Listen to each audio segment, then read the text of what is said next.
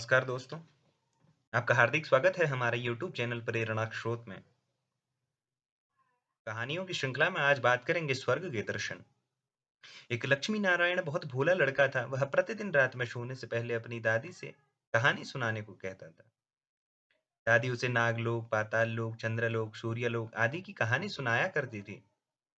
एक दिन दादी ने उसे स्वर्ग का वर्णन सुनाया। स्वर्ग का वर्णन इतना सुंदर था कि उसे सुनकर लक्ष्मी नारायण स्वर्ग देखने के लिए हट करने लगा।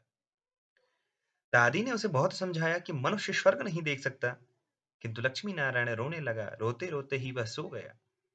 उसे स्वप्न में दिखाई पड़ा कि एक चमचम चमकते देवता उसके पास खड़े होकर कह रहे थे, बच्चे, स्वर्ग देखने के लिए तो मूल्य देना पड़ता है। तुम सर्कस देखने जाते हो तो टिकट देते हो ना। स्वर्ग देखने के लिए भी तुम्हें इसी प्रकार रुपए देने पड़ेंगे। स्वप्न में ही लक्ष्मी नारायण सोचने लगा कि मैं दादी से रुपए मांग लूंगा।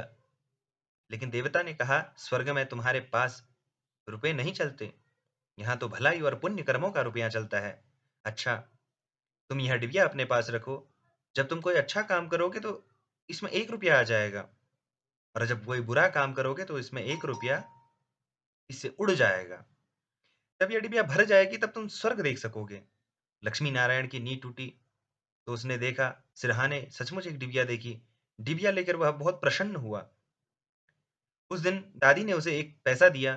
पैसा लेकर वह घर से निकला। एक रोगी भिखारी पैसा मांगने लगा। लक्ष्मी नारायण भिखारी को बिना पैसे दिए भाग जाना चाहता था। इतने में उसे अपने अध्यापक को सामने से आते देखा। उसने अध्यापक उदार लड़कों की बहुत प्रशंसा किया करते थे। उन्हें देखकर लक्ष्मी नारायण ने भिखारी को पैसे दे दिया। अध्यापक ने उसकी पीठ ठोकी और प्रशंसा की। घर लौटकर लक्ष्मी नारायण ने वह डिबिया खोली, किंतु वह डिबिया खाली पड़ी थी। इस बात से लक्ष्मी नारायण को बहुत दुख हुआ। वह रोते रोते सो गया। सपने में उसे देवता फिर दिखाई पड़े और बोले, तुमने अध्यापक से प्रशंसा पाने के लिए पैसा दिया था, सो प्रशंसा मिल गई। अब रोते क्यों हो?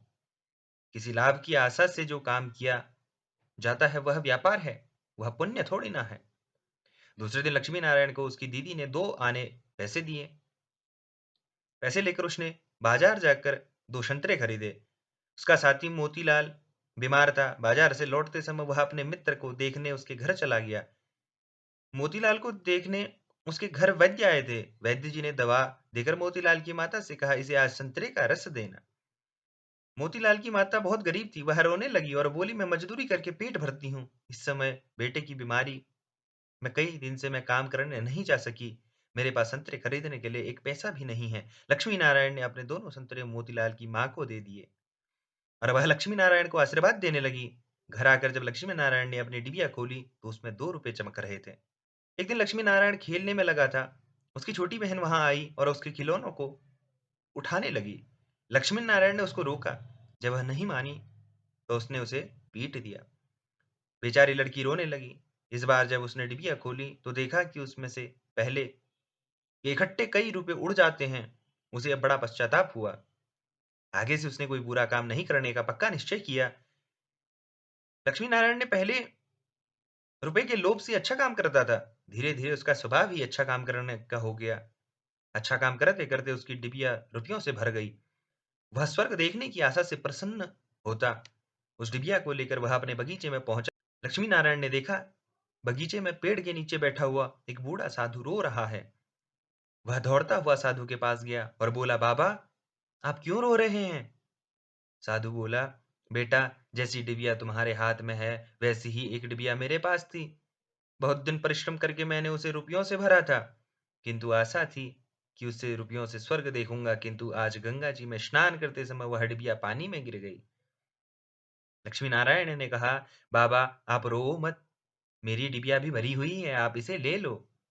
साधु बोला, तुमने इसे बड़े परिश्रम से भरा है, तुम्हें इसे देने से दुख होगा। लक्ष्मी नारायण बोला, मुझे दुख नहीं होगा बाबा, मैं तो लड़का हूं। मुझे तो अभी पता नहीं कितने दिन जीना है। मैं तो ऐसी कई डिबिया रुपए इकट्ठे कर सकता हूँ। आप बुढ़े हो गए हैं। आप अब दूसरी डिबिया का पता नहीं कब भर पाओगे या नहीं। मेरी डिबिया ले लीजिए। साधु ने डिबिया लेकर लक्ष्मी नारायण के नेत्रों पर हाथ फेर दिया। लक्ष्मी नारायण के नेत्र बंद हो गए और उसे स्वर्ग दिखाई पड़ने लगा। ऐसा सुंदर स्वर्ग की दादी जी ने स्वर्ग का वर्णन किया था, वह वर्णन तो स्वर्ग के एक कोने का भी ठीक से वर्णन नहीं था। जब लक्ष्मी नारायण ने नेत्र खोला तो साधु के बदले स्वप्न में दिखाई पड़ने वाला वही देवता उसके सामने प्रत्यक्ष खड़ा था।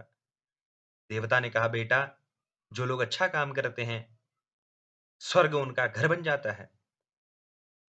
इसी प्रकार जीवन में भलाई करते रहोगे तो अंत में स्वर्ग पहुंच जाओगे। देवता इतना कहकर वहीं अदृश्य हो गए।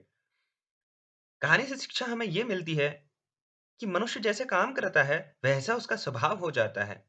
जो बुरा काम करता है उसका स्वभाव बुरा हो जाता है, फिर बुरा काम करने में ही आनंद आता है उसे। और जो अच्छा काम करता है उसका स्वभाव अच्छा हो जाता है, उसे बुरा काम करने की बात भी बुरी लगती है। तो दोस्तों, एक छोटी सी शिक्षाप्रद कहानी मैंने आप सभी को बताई। अगर आप सभी को मेरी वीडियो पसंद आए तो प्लीज लाइक शेयर सब्सक्राइब करना ना भूलें। धन्यवाद। श्री राधे।